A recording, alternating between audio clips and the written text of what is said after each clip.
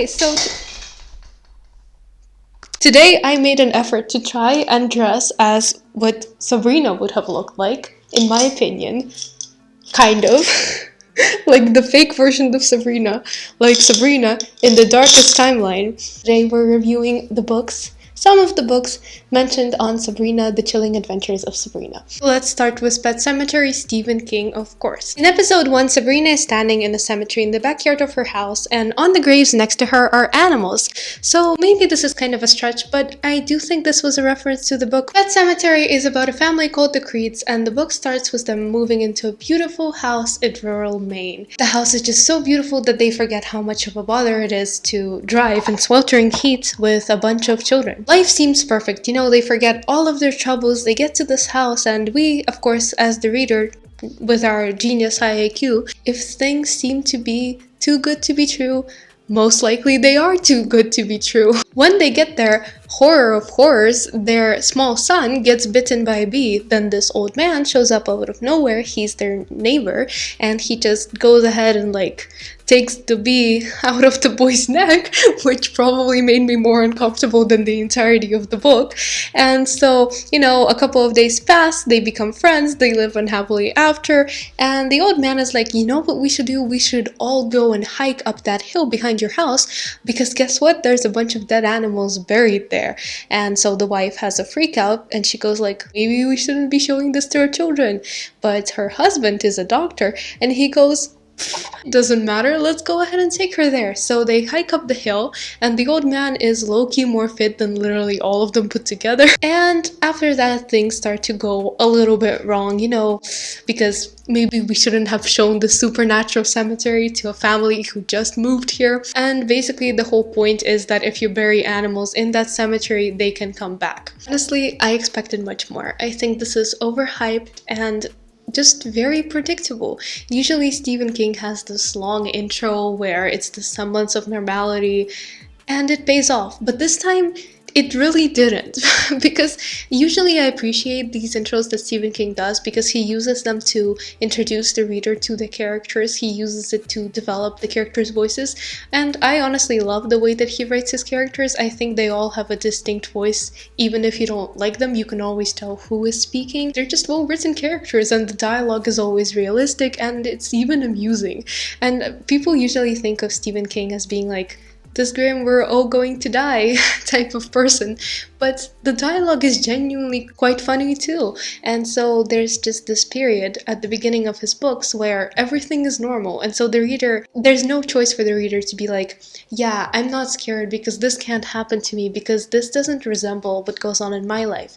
Because he makes it seem so normal, the reader can't put that distance between them, and it works really well, and it builds anticipation and it builds that atmosphere. But in this case, the intro was just disappointing. I really didn't click with anyone because we kept jumping around. It's like, one character is at home, one character is in the university, we're gonna show you all of them. That was good in terms of pace. The book it seemed very fast-paced. It was way more fast-paced than, for example, The Shining, but in all honesty, nothing really happened, and it took too long for it to build up to that moment of things just switch around. And by the time it got to the end, it was literally only the last 50 pages. It also missed that unpredictable moment where things at the very, very end just completely turn around, and I love that. Stephen King is literally one of the only authors that I trust with introducing a plot twist in the last 50 pages. He pulls it off, but this time, the action happened, but there wasn't just a moment where I was like, no, that's unexpected. And also the bits in the middle, I really disliked. I thought it was a low blow. It was there for shock content. If you've read the book, you know what happened. It was there just to move the story along. And I guess that's not a bad thing, but the thing is, he played with our emotions so much that by the time it got to the action, again, I just wasn't as invested. So if you're going to read a Stephen King book, I highly recommend The Institute, and I give this one 3 stars. Moving swiftly on to the next book, The Bluest Eye by Toni Morrison. It really was banned because, quote, sexually explicit material and underlying socialist communist agenda. Am I missing something? Or like, is there no communist agenda? Because, like, yes, there's a resentment from the characters because, well, they're poor and there's this girl who's rich and there's a lot of like violence and anger that the other girl has, a lot of stuff that they don't have. But like highlighting difference doesn't make you a communist. I don't think the issue here was the communism. I don't think that was the reason for the ban. I think that more likely America was just not ready to have a conversation about race that goes further. So they were like, you know what, this book has a lot of explicit scenes. That's true, I'll get to that. And they were just like, ban. Bluest Eye follows the story of 14-year-old Pekala, who is black, and she is the main character. And this was really revolutionary, because there were not that many books featuring black children, and even less where black children were the central focus. Also, this was new in terms of focusing not on slavery, but specifically on the legacy it leaves behind, asserting and reclaiming racial beauty. And as Toni Morrison said, this assertion of racial beauty was not a reaction to the self-mocking, humorous critique, but against the damaging internalization of assumptions of immutable inferiority originating in an outside gaze.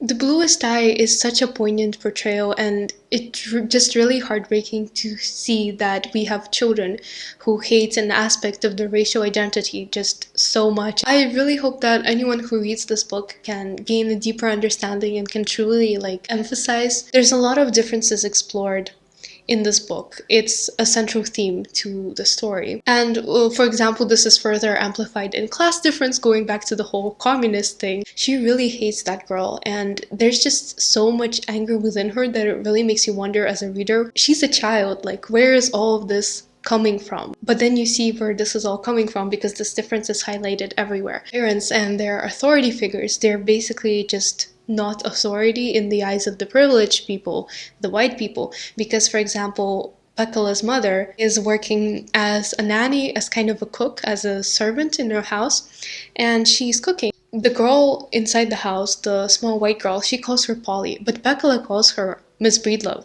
She can't call her mother by her own name, and we have a child who does this easily, and Miss Breedlove does pretty much everything that the child tells her to, and so there's just this constant dynamic being highlighted that for the black children, how not privileged they are, how other people are better than them in terms of social status. And so by highlighting these disparities and the differences in treatments, even with, for example, black people who are rich compared to black people who are poor, Toni Morrison really brings to attention this difference, and at the end we can clearly see the consequences that it has. In the book, there are actually extracts from Dick and Jane storybooks. These were books that were popular in the 1940s, and they were about this family of white kids who were shown to have the perfect life. It was supposed to be the goal for every family to be like their family. But actually in the 1940s there was a relatively high divorce rates. Yes, marriage rates were going, but so were divorce rates. And not to mention that Pekala, as a black girl, constantly reads the story that's telling her that this perfect family is white. Again, something that she cannot be. In the span of 200 pages, Toni Morrison completely engages the reader with her writing. But one thing that I did find, in my opinion, was that she doesn't really vilify anyone. And that's not a bad thing in itself, but it's just that, we have a character who sexually assaults his daughter, and it's just kind of yeah, but his background, it's so horrible. He had such a difficult life as a child, and of course we feel sorry for him. That's not an excuse, And it just kind of felt like we were dismissing that a little bit. And also, I felt like by the end of the book, especially because the whole affair was described in graphic detail, that I just felt really desensitized with the violence in a way. And so the whole message about how damaging racial beauty standards are and how it makes young black girls aspire to be something that they cannot, and how hard it is for people to understand that they cannot be something that they desperately want to be and need to be for society's approval. That message, it's very important, but it kind of paled after the whole father abusing daughter scenario. Again, maybe it's just me, and also like structurally I thought it was kind of messy the way the book jumped from like the secondary characters girls' points of view to Pekala. It felt like Pekala just wasn't the main character even though she was supposed to be, and I guess maybe that was kind of the point. And I ended up giving this book 4.25 stars. It's a fantastic book, absolutely revolutionary, and I felt really bad about not giving it 5 stars, but like it's an honest review. That being said, The Bluest Eye absolutely deserves the recognition that it gets. In fact, I think it should have more recognition. It's a book that I highly recommend, but it just like wasn't like the perfect book in my opinion, so it didn't like warrant 5 stars, but I still think that it's a wonderful book. Finally, we have The Monkey's Paw, which is only like 10 pages long, and I love how we're just gradually shrinking the size of the books that we read. But The Monkey's Paw is a short story, and it's like a classic of horror. It's about a family of 3 people, and the parents are very old and they live with their adult son, and the book starts with them playing chess, and the old man like sucks. He's so bad at chess. It's highlighted that he's so bad at chess. It's a bit of foreshadowing because the whole family makes a series of terrible decisions. And then as they're playing and having a happy time, their soldier friend comes by and he brings a monkey's paw, and he says that basically there was a holy man who enchanted it because he wanted to show that fate rules people's lives and that those who interfered with it did so to their sorrow. And he says, the soldier, he says that the wishes are terrible, he tried it upon themselves, the consequences are horrible, but then even though they're his friends, he literally does a terrible job of like not making them repeat his mistake, and he gives them the paw and they essentially commit the mistakes. This one was interesting in terms of seeing the original source because like by now this idea of 3 wishes and retribution has become an actual cliche. The author's use of language is brilliant. It's a wonderful story to read. Maybe it's just me, maybe I'm being judgmental. I know I'm judgmental when it comes to books, but I'm even more so when it comes to short stories, and this was just not the standard of Edgar Allan Poe. I literally love Edgar Allan Poe's short stories so much. I think my favorite is Beatrice. I have never looked at Tease the same way again. Also, I know it's like a horror thing, and I know I'm not supposed to think about why the soldier just gave in to the family, but that's all I keep thinking about. Like, that's such a terrible friend. By the time the action escalated, it suddenly just de-escalated, so it was kind of like a, you know what's scary? If this actually happened. It's more like a warning. It's very like regrets, but not retribution. So now that I've expressed how bloodthirsty I am, and explained why I gave this book 3 stars, at least partially. In my opinion, it was interesting, but just not brilliant. You know who else was bloodthirsty? The Witch Hunters. Why are we talking about the Witch Hunters? Because, well, Sabrina's familiar is called Salem, and you know what happened in Salem? The witch trials, of course. I started reading a book called A Storm of Witchcraft. I'm about 100 pages in, and this book really does a great job of like explaining everything from geographical factors to mass hysteria. It's really interesting so far.